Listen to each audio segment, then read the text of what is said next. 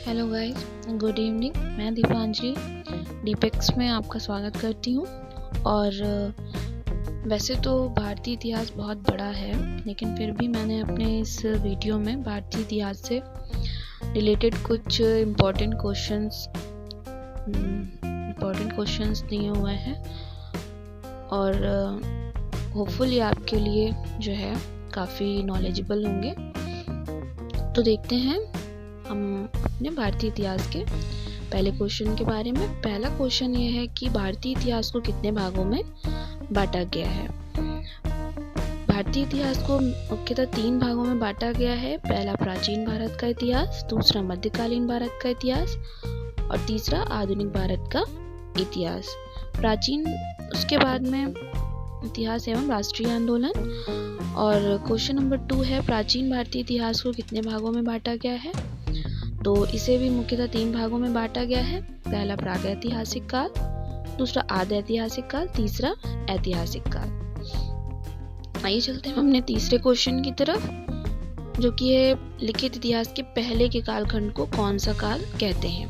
देखिए क्वेश्चन पे ध्यान दीजिएगा कि लिखित इतिहास के पहले के कालखंड सॉरी गाइस, थोड़ा सा जुकाम की वजह से ऐसा हो रहा है, सो इसके लिए मैं आपसे सॉरी करती हूँ।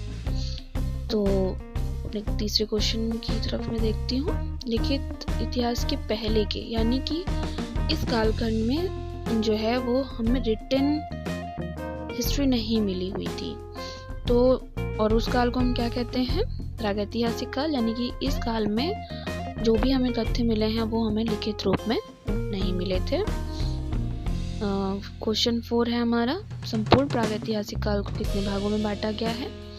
तो संपूर्ण प्रागैतिहासिक काल को भी मुख्यतः 3 भागों में विभाजित किया गया है। पहला है पुरापाषाण काल, मध्यपाषाण काल और नवपाषाण काल। उपसो आपको इतना समझ में आ रहा होगा कि मैंने अपने क्वेश्चंस में पहले बेसिक से स्टार्ट किया है।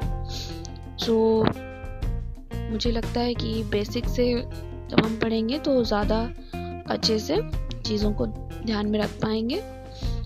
सो क्वेश्चन नंबर 5 है, भारतीय इतिहास के स्रोतों को मूल रूप से कितने भागों में बांटा गया है। तो भारतीय इतिहास के जो स्रोत हैं, क्योंकि हमारा भारतीय इतिहास काफ़ी बड़ा है, जिसमें कई सारे विद्वानों ने और जो विदेशी जिन्होंने हमारे भारत में भ्रमण के लिए आए, उन्होंने जो है इसका जो डिस्क्रिप्शन दिया है या जो वर्णन किया है उसके आधार पे जो हमें स्रोत मिले हैं वो भी मुख्यतः 3 भागों में विभाजित किए गए हैं, जिसमें कि पहला है पुरातात्विक स्रोत, दूसरा है साहित्यिक स्रोत और तीसरा है विदेशियों के वृत्तांत।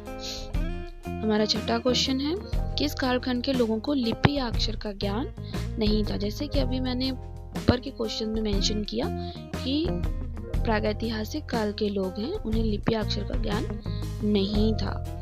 इस कालखंड के लोगों का इतिहास पत्थर और हड्डियों के औजारों के आधार पर लिखा गया। तो वो कौन सा काल था, वो भी प्रागैतिहासिक काल ही था।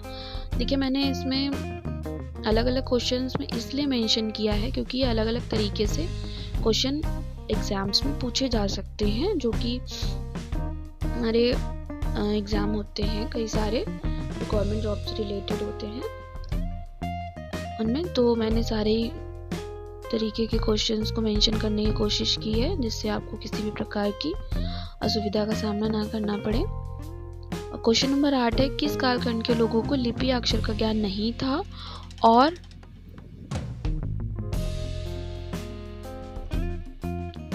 उनका इतिहास ऐतिहासिक काल के पहले का है और आज भी पढ़ा नहीं जा सका है। वो है आद्य ऐतिहासिक काल।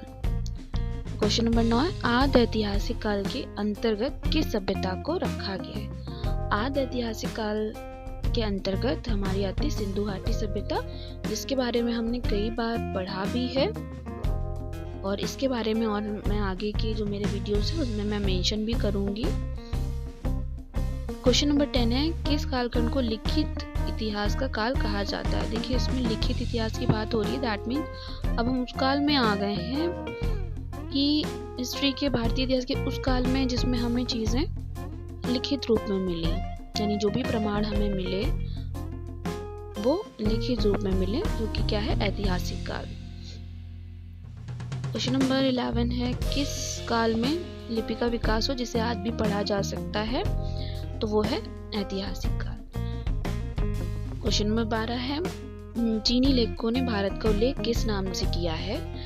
तो चीनी लेखकों ने भारत का उल्लेख यिनतू नाम से किया है। क्वेश्चन नंबर 13 है, किस शास्त्र में मुद्रा अर्थात सिक्कों का अध्ययन करते हैं? तो मुद्रा शास्त्र का आंसर है जिसे हम इंग्लिश में न्यूमिस्मैटिक्स भी कहते हैं। क्वेश्चन नंबर 14, किस शास्त्र में पत्थरों पर उत्कीर्ण लेखों अर्थात शिलालेखों का अध्ययन किया जाता है? तो वो है पुरालेख शास्त्र या एपिग्राफी। एंड हमारा लास्ट क्वेश्चन है, प्राचीन लिखी हुई लिपि का अध्ययन किस शास्त्र के अंतर्गत किया जाता है? तो जो लिपियां हैं जिनके बारे में हम अध्ययन करते हैं, तो वो शास्त्र हमारा पुरालिपि शास्त्र कहलाता है, या हम जिसे पैलियोग्राफी कहते हैं। तो आज का जो भारतीय इतिहास का पार्ट 1 है वो यहीं पर ख़त्म होता है। मैं पार्ट 2 लेकर जल्दी आऊँगी। और सो गाइस, अगर ये वीडियो आपको हेल्पफुल लगी हो so please do like, subscribe and share.